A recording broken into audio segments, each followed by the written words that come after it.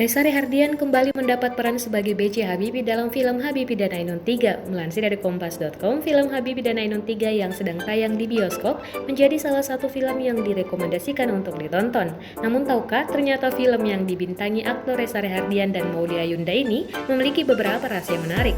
Berikut 4 fakta tentang penampilan Reza Rahardian dalam film karya sutradara Hanung Bramantyo yang dirangkum Tribun Timur dari Kompas.com.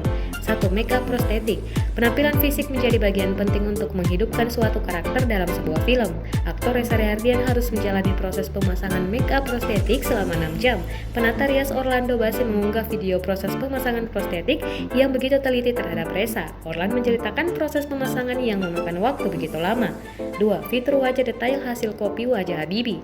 Sebelum menempelkan makeup prostetik, ada tahapan yang lebih dulu dilakukan. Penata rias harus mengkopi semua yang ada di wajah Habibie agar tercipta detail semirip mungkin.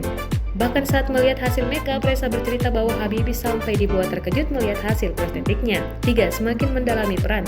Memiliki wajah yang mirip dengan Habibie membuat Reza semakin mudah mendalami peran. 4. Penggunaan CGI. Ada beberapa adegan dalam film Habibie dan Ainun 3 yang menggunakan efek CGI atau Computer Generated Image.